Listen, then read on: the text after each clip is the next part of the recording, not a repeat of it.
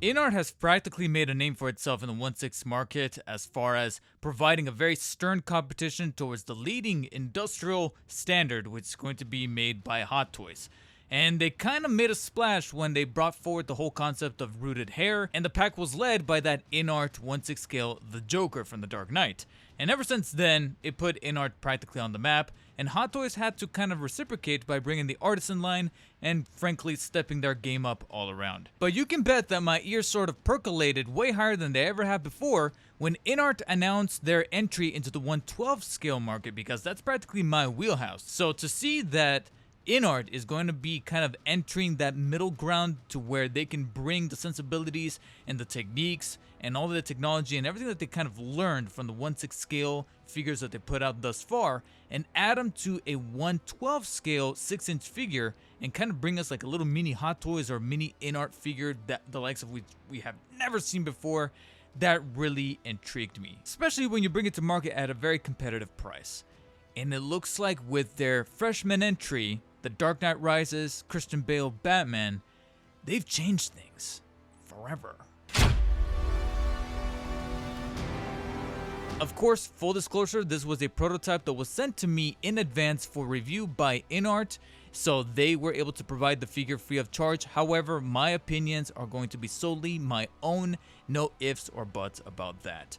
And this was, again, brought over by InArt, who was formerly going by the name of Morphig to kind of enter the 1/12 scale market, and then they changed it to Stone Row, and then back again to Morphig, and then decided with probably, in my opinion, the smartest choice, which is just to keep it simple and keep it very succinct with the name that kind of, like I said, put them on the map, InArt, only this time make it very distinct and call it the InArt 1/12 scale line.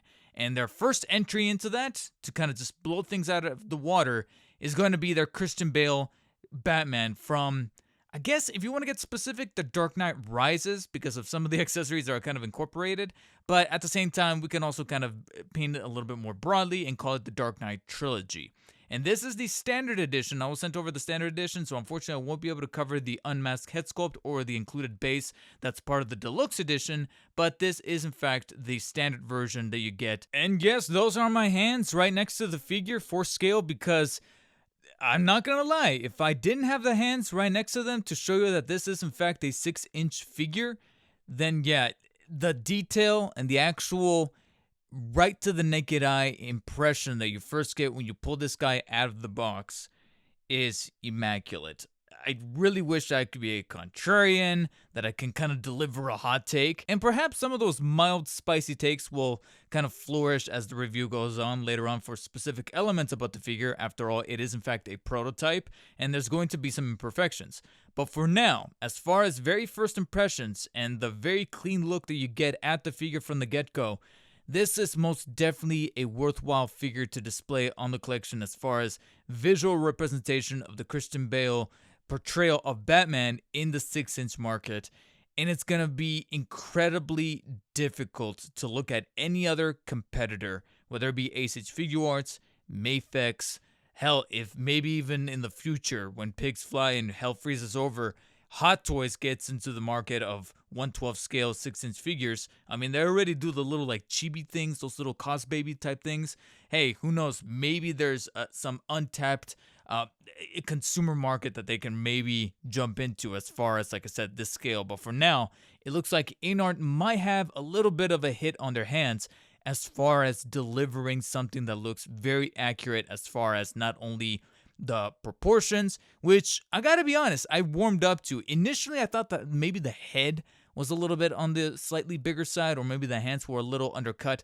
But as far as actually kind of letting it marinate, absorbing the visual look, and then moving things about, yeah, this is straightforward the Dark Knight and Dark Knight Rises version of the Christian Bale suit. In terms of getting the accuracies right, in terms of like the separate panels, the overall, like I said, very padded out, armorized, separated, segmented look to the suit, InArt nailed it. Like I said, I really wish that there were little things here and there that I can kind of pick apart as far as the inaccuracies, as far as anything that maybe felt a little off or a little disproportionate, but everything is almost nailed. And the reason why I say almost is because I would argue that if I was to very much nitpick as far as proportions, as far as segmentation or anything like that, it would arguably be just the little areas where you can only do so much as far as the tooling and the jointage in this scale. When it comes to like Hot Toys, or in their case, InArt, in the 1/6 scale market that really put them on the map, like I said,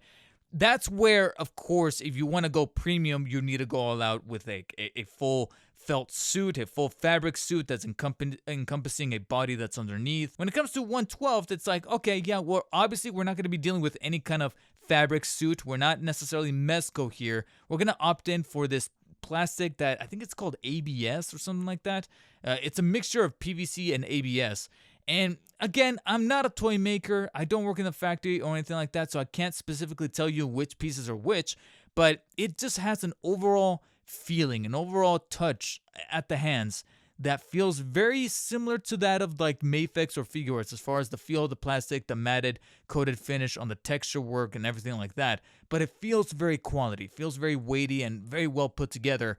But it's in some of the areas where it's jointed together and put together that maybe a few of the quote-unquote blemishes do come across. And that only really happens around the areas of connection with the articulation, specifically the shoulder area, where you can maybe see that maybe a little bit of the shoulders look just a little bit kind of chiseled down. It doesn't have the musculature or the body proportions down right. But even then, like I said, I'm nitpicking, because they managed to kind of play to the strengths of this suit, which is that it's very panelized, it's very armored, it has all of these segmentations, and frankly, that is the figure's greatest strength when it comes to masking the joints in the scale, because once you shrink it down, like I said, if you're not dealing with fabric, you're gonna have joints, you're gonna have pieces separating.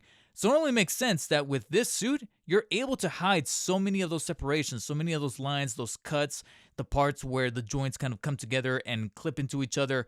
And it almost blends. Like I said, the only areas where maybe you could pick it apart is around the elbows, the knees, and most definitely on the top part of the legs, right underneath the belt. If anything, that's probably the only area that I will kind of criticize is some major gappage happening around the crotch area, and specifically this cod piece, because right above it is where they kind of cut off from the bottom part of the body versus the top.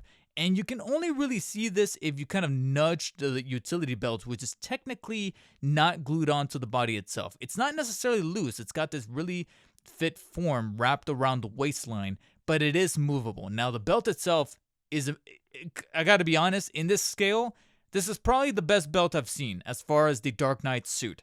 Or frankly, Dark Knight / Batman Begins suit, because frankly, he just kind of carried on over that belt from one movie to the next. And as far as paint applications, sculpting, the chiseling of each little buckle and each little part right here that is connecting the entirety of the belt, all the way around to that box that he has kind of glued onto the back of the belt right there where he pulls some parts of his gadgets. Oh my God, it's chef's kiss. The only thing that, like I said, kind of takes away from the visual awesomeness of this utility belt would have to be a little bit of that cementation, that you can see some gappage happening right here around the waistline. And of course, this feeds into the articulation, but it does kind of rear its ugly head a little bit when you nudge the belt a little higher up to kind of gain a little bit more access to those joints. And then once you get into the texture work, oh my God, it's one of those figures where you actually get rewarded as far as the details are concerned on your second and third quote-unquote playthrough of the figure, because when I saw it for the very first time, I thought to myself, yeah, they got an awful lot of the actual color scheming correct as far as that specific jet black, smoky black that makes up the overall suit. You have a few changes when it comes to the differences in the smoothness of the panels around the thighs, the legs, and abdomen versus the very hexagonal, honeycomb kind of design to the mesh that's happening underneath and kind of sandwiched in between each panel. And they got that correctly, and you see that happening much more fruitfully around the gauntlets, especially this part right here that's segmented on the top part of the forearm, and then a little bit around the bicep. But then when you look a little closer, you have some much more leathery look to the boots down here at the bottom, where you have on the side a little bit more of that honeycomb design, that hexagonal shape design, but then on the front you have like creases and wrinkles made up to make it look like it's a legitimate leather boot, leading us to the shoe, And then at the very top, of course, you have the knuckles with a little bit of armor on the knuckles themselves, a little bit of wrinkles to make it look like a legitimate glove. But then to me, what really stands out and makes me go, holy shit, is that they even managed to etch in and paint in the slight change in color and texture, like a very Z-like design, to some parts of the armor, specifically right here around the abs, and then most specifically around the chest area, where you have no longer anything black, but it's kind of like this copperish champagne kind of look. It's very difficult to explain, but this is technically screen accurate. If you look at some close-ups of the suit in like test shots where he's doing costume fittings for not just Dark Knight but also Dark Knight Rises, and then of course promo material of Christian Bale just sitting right there or standing right there in suit, you'll notice that this is most definitely accurate. In certain shots, whether it be in Darkness, like when he's fighting Bane, or in The Dark Knight when he's at the end trying to find Joker, it looks like it's all predominantly black, but once you get closer, you'll notice you have this change in color with this texture work, and they even managed to get that right, and it looks, like I said, legitimate, accurate. No splotchiness, no nothing, very uniformal, and I just can't stop gushing about it. It's just the fact that they managed to get that accurate. And then once you kind of look a little bit above and beyond, you'll see that you have the bat symbol right here with that matted finish. That's part of this chest armor plate. But then right above it, you have more of that champagne kind of look design to the texture work that's kind of holding these little parts right here. You have what appears to be some wiring, this specific area right here that's kind of connecting the shoulder to the chest plate. I can't really describe it right here, but right here just below the cape, you'll notice that you have like wires sculpted in right there to make it look like everything is kind of stringing together. Again, little details like that. Didn't have to do it, but they still managed to incorporate that, and that's still carried on over to the shoulder guard right here, this plate that looks very immaculate. I love the matte finish, the smoothness on over to it, and it does a fair job of masking, like I said, those little areas where maybe the proportion's a little off as far as the actual build quality or the physique of the shoulder. But before I can even complain about that, like I said, this shoulder guard is covering it all up. You have the cape right above it that completes the ensemble. You have even more of that champagne look to this piece that's covering up the bicep. And then, of course, you have the spikes on the gauntlets, which are very accurate. They actually managed to sculpt in the 2 rows as opposed to just 1 row of the spikes. You actually have the 2 that kind of flipped up from the underneath when he does that that little gimmick before reading the instructions properly from the Dark Knight. So you have that going. Again, there's just so much to kind of pick apart from the overall intricacies of the suit that I couldn't stop gushing about it. I love the suit. I love the look. And I even love the look to the segmented panels that make up the neck brace right here. Say what you want about the overall design. I know this isn't exactly every Batman fan's cup of tea as far as giving it a very quintessential Batman look. It's meant to be much more for practicality. But in terms of the accuracies that InArt was able to nail at the 1/12 scale, they really were able to hit a home run with 95% of the suit. That 5% unfortunately would have to be the eyes within the cowl, because I was loving this cowl. I was loving the sculpt work, the paint applications, the proportions is like a little mini Hot Toys. At least it was, and I even really appreciate how it's predominantly plastic up until we get to the ears, which are kind of rubberized, but they're made out of a hard rubber that doesn't feel flimsy. It feels very quality, but at the same time, it does have a little bit of bendability to them to make sure that it's not subject to breaking. So it's almost like a silicone feel to the ears that, to me, I'm like, yes, this feels awesome. And then what the hell is going up with the eyes? Because the right eye is top notch. It's painted on dead center. It's got a great likeness to Christian Bale. But then as I moved the head and kind of moved my own point of view to make sure that I wasn't seeing things, unfortunately the left eye is painted a little askew. You'll notice that from certain angles that I'll cut to here, the eyes were given a little bit of a cockeye treatment. I don't know if maybe it was designed to make it look like maybe he needs to be looking downwards, because when he's looking downwards like this, it looks pretty top notch, and you can almost not even tell that he's got one lazy eye on the left. But then when he's looking straight dead on in a very neutral pose, Yeah, I can't overlook that eye. And frankly, the only reason why that eye stands out like a sore thumb is because everything else is just so top notch that when a little blemish like that comes across, unfortunately, it does stick out. So I'm praying to God that this is just an isolated incident. And from what I can tell, it really is, because from some of the other reviews and photos that I've seen on Reddit, Facebook, when this thing finally made the splash and the reviews started pouring out and people were showing off their prototypes, it does look like for the most part, their eyes looked a little bit more straight. So unfortunately, I was dealt with a slight unfortunate accident right there with one of my eyes being a little on the lazy side. So I'm hoping that that's a little ironed out once this thing starts kind of rolling out in mass production later in the year. But for the time being, that is one slight discrepancy that I found with my figure, apart from also having a slight little 3D print mishap happening on one of the gauntlets.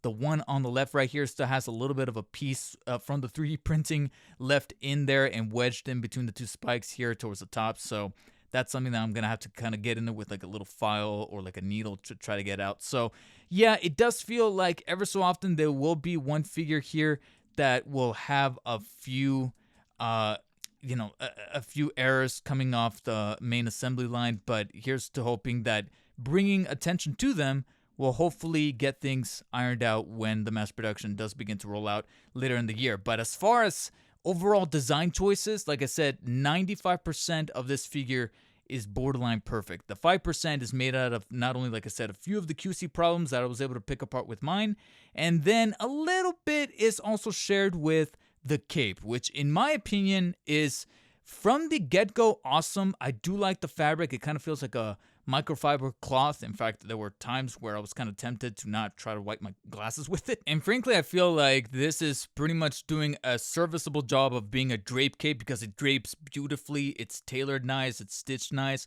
It's got a little bit of that curvature towards the bottom, but at the same time, they managed to fold the sides right here. You know, you got this like trimming where the middle part is very wide, but then you have like these crinkles right here to kind of fold in a very premium format that just feels really nice. The only reason why I'm taking at least 1 point off is because there's still a part of me that kind of wishes that there would have been like at least a pair of wires. I'm not asking for like a huge ringing of wires all across the cape, but at least two, one on each side to at least allow some possibility to be able to flex them towards the sides. Very reminiscent of what sometimes Hot Toys and even InArt likes to do with some of their Batman. So I kind of wish that maybe that was a practice that we could have passed on over to the 1/12 scale Batman here, because it's predominantly just cloth. It's a nice feeling cloth. It's very premium, and like I said, does a great job of draping. But if I was to make a recommendation, in fact, something that is kind of actionable between now and release would be to incorporate at least two wires. Like I said, not all across the board with the cape. I'm not asking for like 5 or 6 right down the middle and then 2 extra and then 1 tiny one. No, just 2, 1 on each side, so that then we can kind of spring it apart, have a complete white span,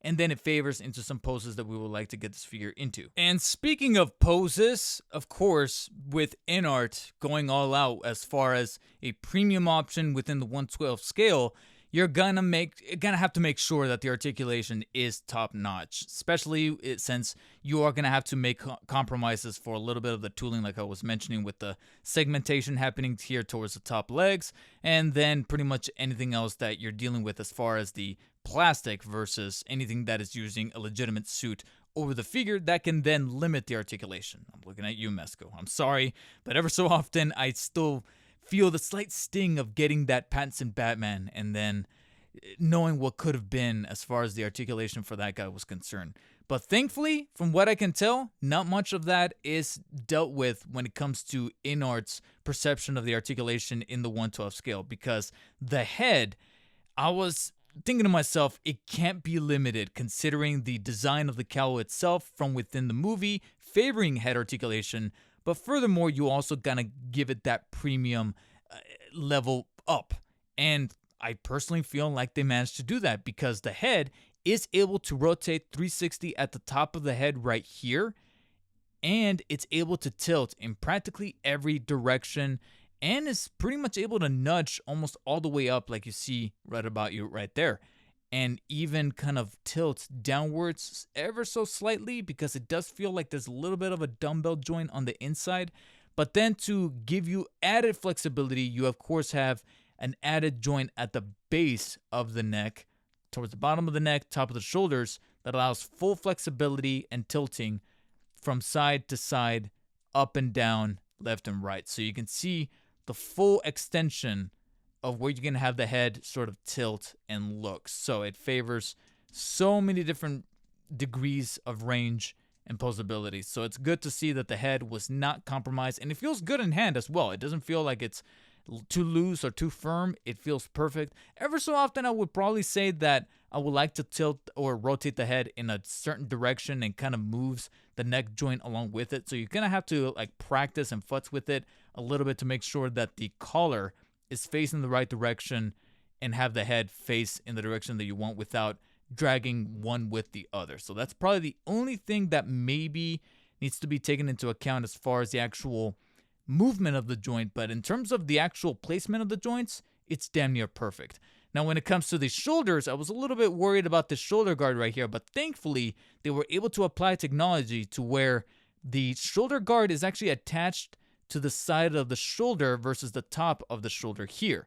So you can actually kind of move the shoulder guard to allow better flexibility of the joint. You can see right here that it's kind of clasped onto the shoulder via a hinge, and you can move it about like so to give you more room for this top shoulder joint to move about 360 degrees all the way around like so, extend towards the sides, and still be able to flush and make the arm look natural. The only thing to keep in mind is that once you revert it back into a neutral position, you kind of have to give a firm press to the shoulder guard to make sure that it flattens. That way you're able to mask, like I said, a little bit of the skinniness of that shoulder.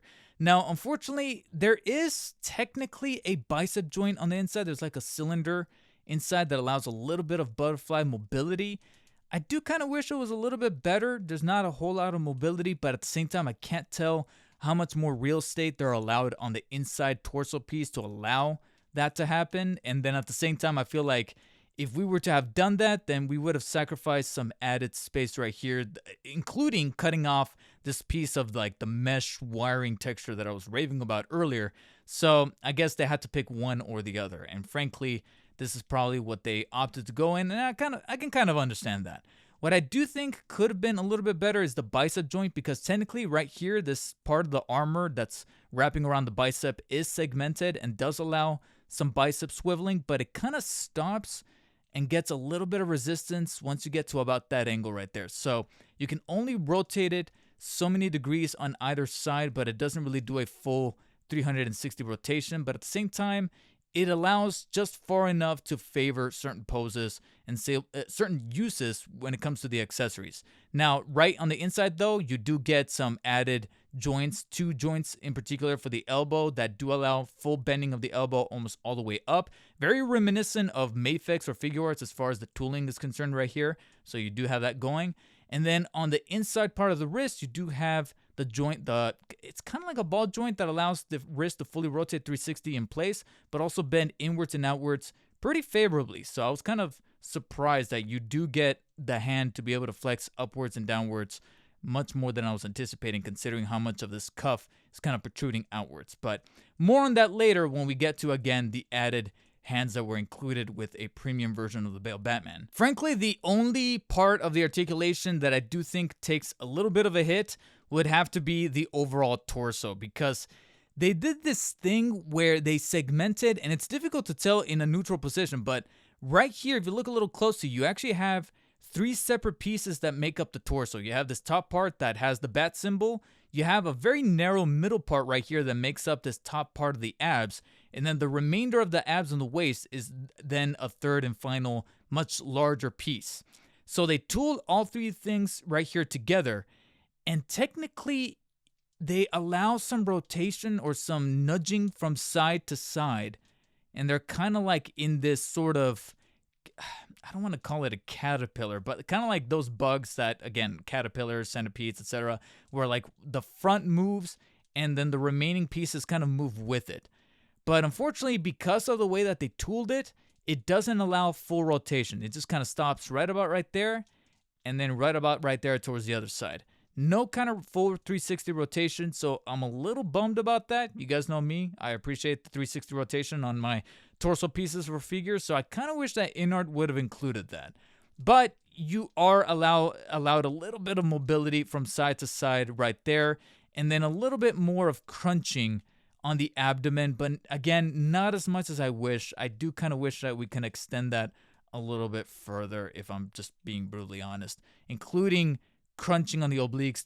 There's practically none really found right there due to the way that, like I said, all of this is tooled and designed. You are allowed a little bit more extension towards the front and towards the back via the waist, but again, when you extend towards the back, you're then greeted to the ungodly sight of this large amount of gap right underneath the belt that's then connecting us to the bottom part of the overall body and the top part of the legs right there. And this also feeds a little bit more towards rotation. So if you wanted some more rotation, you find that in the waist. So you can kind of see that happening right there. But do be careful because it does feel a little bit delicate. And again, you're greeted to some major cutting and gappage that it just looks very unnatural. And this also leads to some raising of the belt that just looks very unnatural and kind of reveals what's going on inside. So only resort to that if you're putting it in some really crazy dynamic poses that requires the bottom part of the body to be almost segmented from the top part. Now, since we're dealing with a lot of gappage right here with the top legs,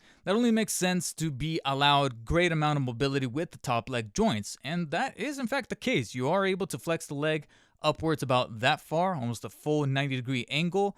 And unfortunately, not much towards the back because it does look like they sculpted a bit of an ass piece right there. It's not encompassing the entirety of the ass towards the back over here, but it is pretty much a legitimate plate that's covering up the crack right down here in the middle. But that is found right there. So unfortunately, not much towards to move towards the back, but at least you do get a modest amount of mobility with extension towards the sides. It's almost very similar to a tooling that of like figure arts. I believe it's figure arts that has like these cylindrical pieces here in the middle part right here. So I do kind of find it funny that InArt is mimicking a little bit of that same technology or that same design right here in the middle part right here. I just kind of wish that we were greeted with a little bit more extension towards the sides right there. But at the same time, it doesn't look like an awful lot of people are going to be posting their Batmans in splits. Maybe I'm the crazy one that does it, but I would have appreciated some more splittage happening right there. Right underneath that, though, you do find some diagonal thigh swivels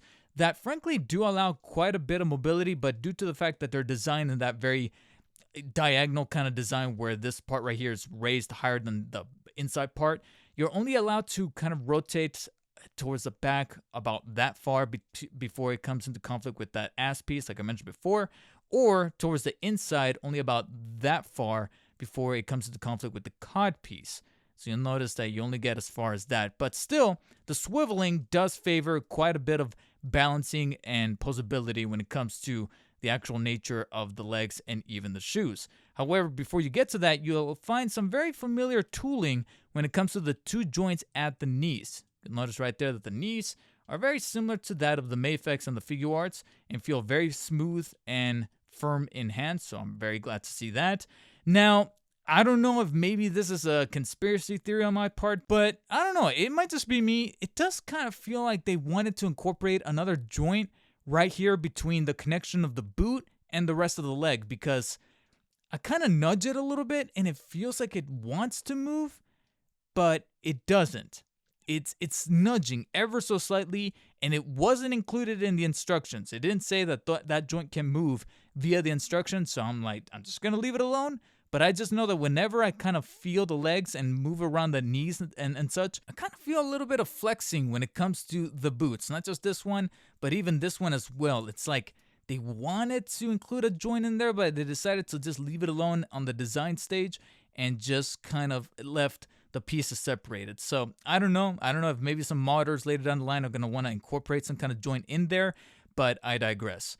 What you do get, however, are some ankle joints that are designed very similar to that of like Hot Toys or InArt figures, where you have some separation happening right here, but at the same time, they incorporated it in a very cup-like design that just feels very good in hand as far as pivoting the foot downwards about that far and then pivoting upwards about that far.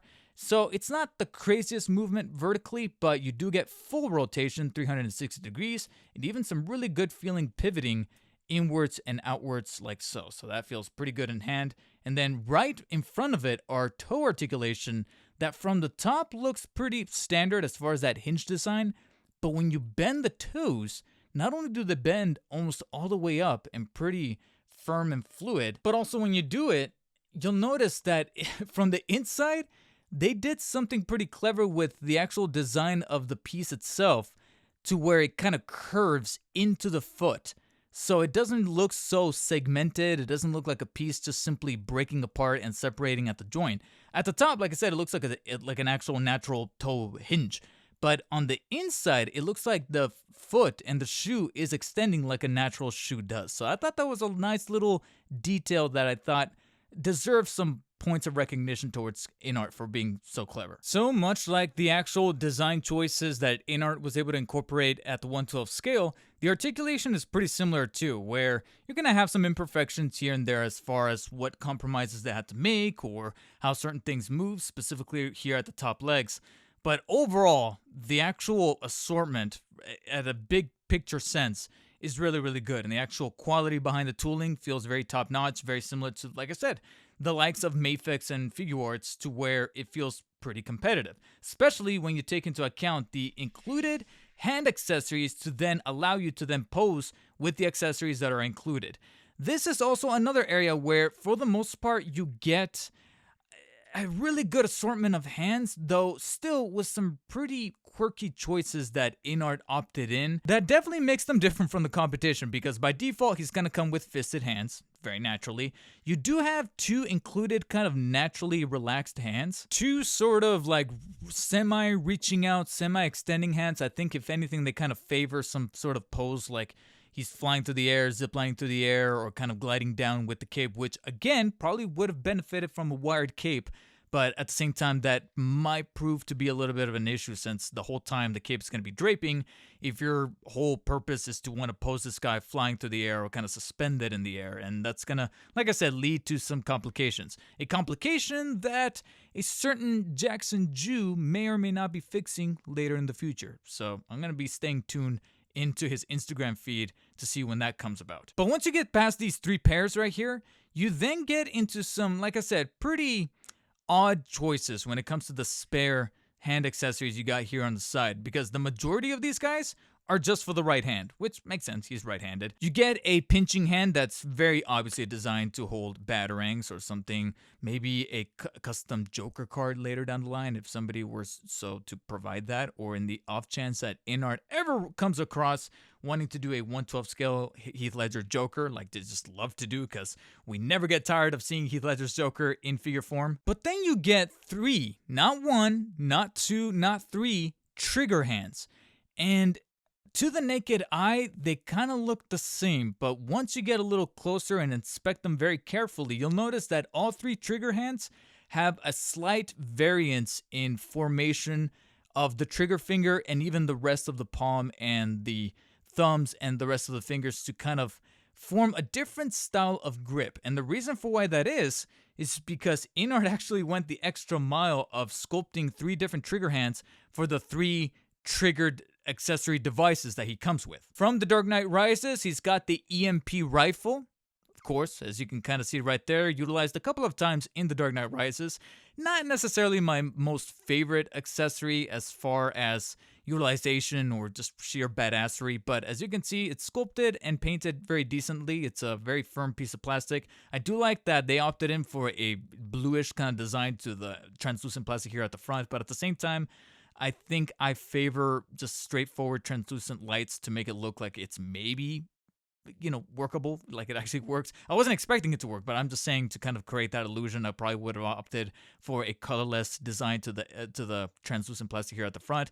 But overall, it kind of does the job as far as looking like the EMP rifle from the film. You got, of course, the grapple from all three Christopher Nolan Batman movies, sculpted and painted beautifully. If anything, this is probably the most to scale, paint accurate looking grapple that I've ever seen, like I said, in the scale. Not only does it not look oversized and garish, but to me, it's got the right amount of black and the right amount of copper brown all across the board in the right places. The only thing missing is maybe some kind of functionality to be able to cock it, but at the same time, that's just me wishful thinking. I'm not going to dock points. I just wish that I could have done that. And overall, it just looks very slick. And speaking of those copper pieces, you have a little bit more of those paint applications incorporated into the sticky bomb gun from The Dark Knight. And you can see right here that it's pretty much segmented and sculpted to look like it's very versatile and very compact.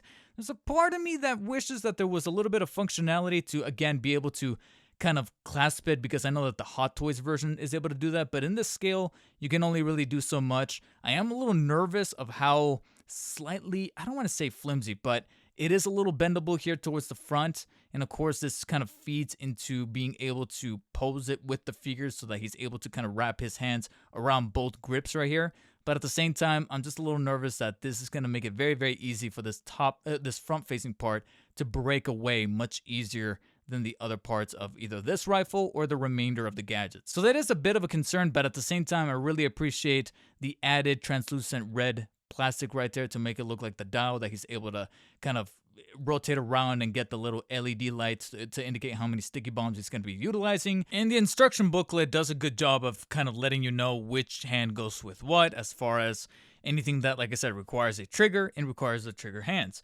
And if you need some added support, or simply just to kind of add a layer of realism when you're posing the figure, InArt went and included 2 extra left hands to support the bigger weapons. So you have kind of like this cupping left hand that supports the MP rifle, and then you have a much more gripped left hand to support the sticky bomb gun. So kind of neat. I never seen a company do that. So to have, because generally you just get the trigger hand, and then you just kind of have to, as a collector, as a poser, or anything like that, if you want to display your figures properly, you just kind of have to like play around with either of the hands that you're dealt with, both figuratively and literally, and make sure that you get the best look to the figure. So kind of feeding into the sensibilities of InArt going premium, included hands actually kind of favor specific accessories.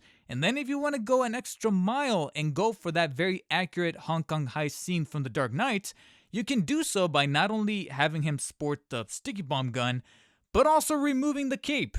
This is something that I kind of wanted to save up until this part right here, because there's actually more to the cape than meets the eye, apart from the fact that, like I said, we're missing some wires. But by default, the figure comes without the cape. You actually have to install it into the figure itself. And you could do so by removing the chest plate, which is held together by magnets. So I thought that was pretty interesting to see that you kind of have a little bit of multimedia happening with InArt's little figure here. By removing the chest plate with the symbol on it, you have 2 magnets, very strong magnets right there in the center. And then right above them, you'll notice you have these like crevices or grooves that you have these clips go into, supporting the cape. So you kind of have to just simply flush them in and close the cape back on. Or if you want to remove the cape altogether to go for that capeless look that he has at the very beginning of the Hong Kong heist, you could do so as well. The only little criticism that I have is that it's not as flush to the body as I would like it. There's a little bit of a slight discrepancy from the inside part of the chest, to where when you have no cape, it clips on with the magnets and flushes beautifully. Very natural. And this also gives you a very firm look at the back of the figure, where they managed to still incorporate some of these like panels and cups and things like that that make up part of the suit. And again, it feeds into that natural look that he had during the Hong Kong heist. But when you then include the cape, which is overall not a bad process, but I do think that the process would have been made a little easier if there were also magnets, or these clips that are at the top of the cape would have been magnetized in and of themselves, and you had some extra magnets kind of holding them in place, because ever so often it was a little tedious to make sure that these pieces right here stayed in place, while I took my second hand, or my left hand here, and went and grabbed the chest plate and clipped it back into place, because you can see right here that the right clip keeps wanting to come off via gravity here. A little bit of trial and error to get this guy to get in there, and even once you do that, you'll notice right here, I clipped it in, and despite completing, like I said, the ensemble and flushing everything in place as far as the top part of the shoulder to make it look very natural like a Batman figure, the overall chest plate doesn't flush as neatly as it was doing before, because now it feels a little bit extra puffed up due to the cape. So I think that maybe if they can kind of fix a little bit of that happening right there so that we don't have a little bit of the lifting of the panel right there on the right side, that would be great. But to go back to that pinching holding hand for a quick spell, I did mention that it's pretty much molded to fit what is very arguably going to be the Batarang. And Batarangs, they did in fact include. However, a little bit more than I was expecting, because you do get two Batarangs that are pretty much the essential Christopher Nolan Dark Knight Trilogy Batarangs. They're pretty thin, they're pretty much lifted from the exact logo that they used in the marketing material, and they're decked out in that bronze color motif, and they look very well sculpted and etched in pretty nicely, and they're to scale with his hands and with the overall figure. However, on the side, InArt also included two more Batarangs, so if two weren't enough, you get four in total. And the added two are slightly bigger and they have like this little bulge in the middle. And I gotta be honest, it's funny, I love these movies and yet I can't remember. I wanna say the only time that I saw him sport a slightly bigger Batarang was during his suit up scene towards the very end of Batman Begins, where he folds that one Batarang and puts it away. But I never really seen him utilize it. So it's kind of interesting that InArt went with what is essentially a deep cut of an accessory and threw it in with their 1/12 scale Batman.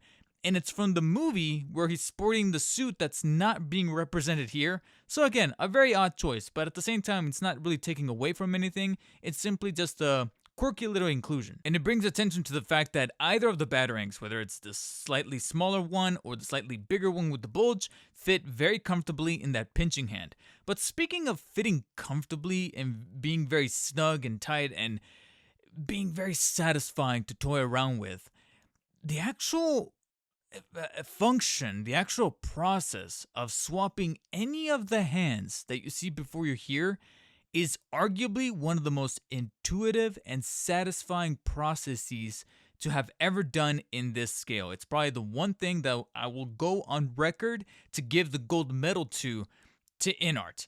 And that is that amongst this scale and this premium form factor between this and the competition, which is mainly made up of Mafex and Ace Figuarts, I'm almost gonna go ahead and exclude McFarlane Toys because they're not going for this premium level just necessarily because they're at the very basic consumer level with the $22 price tag.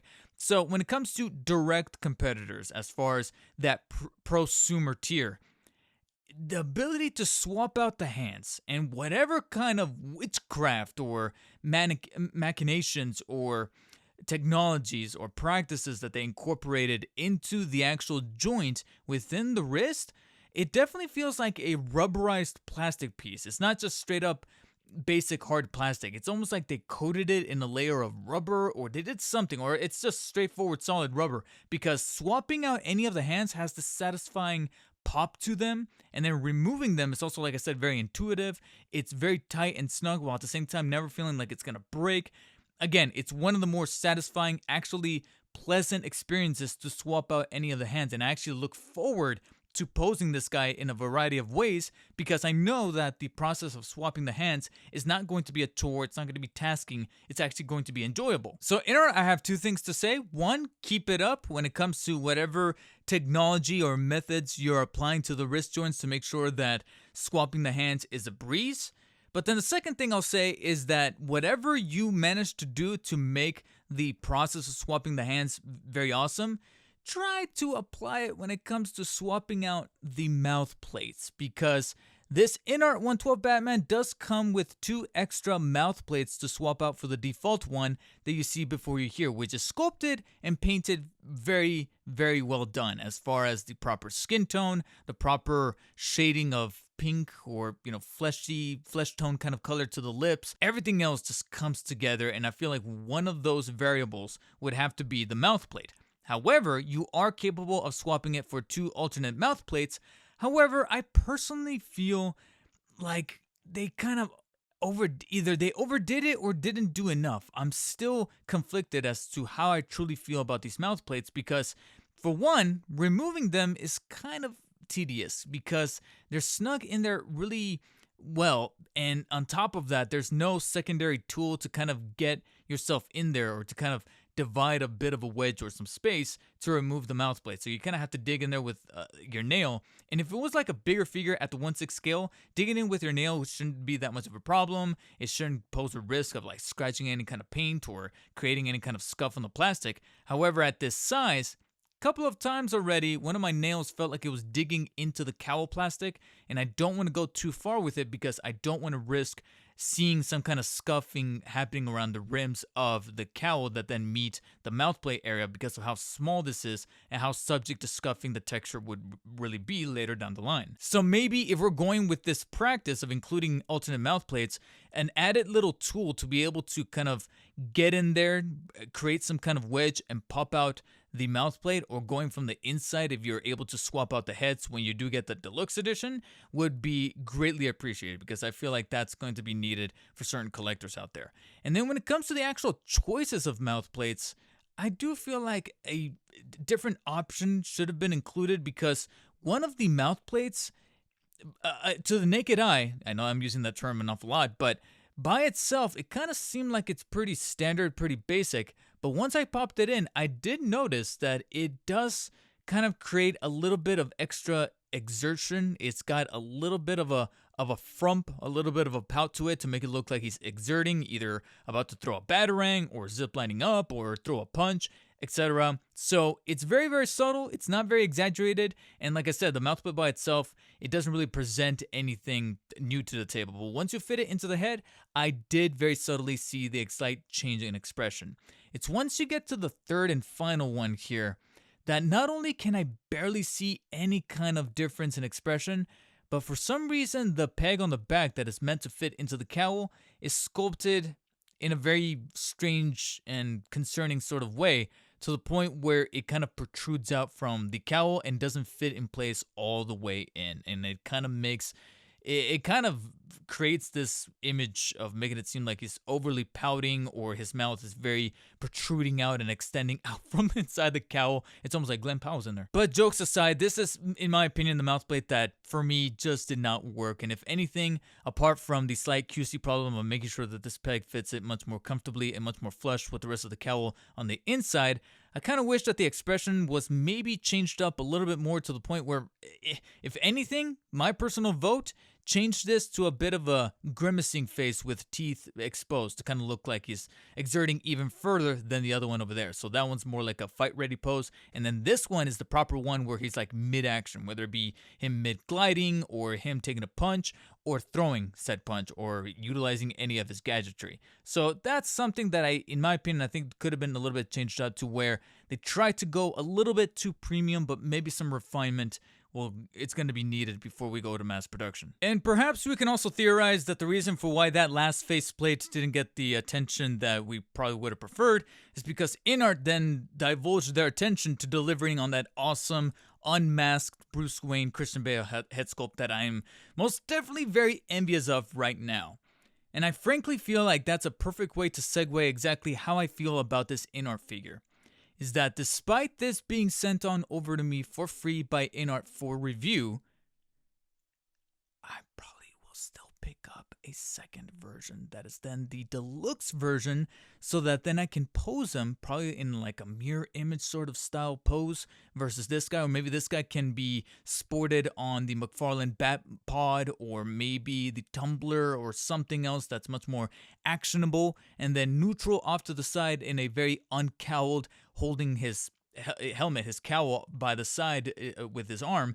I can then pose him with the unmasked head sculpt and still double dip in picking up that deluxe edition, because frankly, all of the imperfections, and trust me, they are still imperfections, some of which lean towards objectivity, where certain QC problems need to be rectified, versus some subjective ones with the wiring of the cape, or some preferences as far as what I would have liked within the accessories or those mouth plates, technologies, inclusions to make the whole process much more premium and comfortable for the user, and the collection being amplified all for the better. This is still an entry into the 1/12 market by InArt that is changing the game and managed to make it's pretty much an understatement as how far of a statement InArt really is making, and how much of the standard they are raising with this figure, and I feel like one of the elements in that whole formula would have to be the value proposition, because the standard edition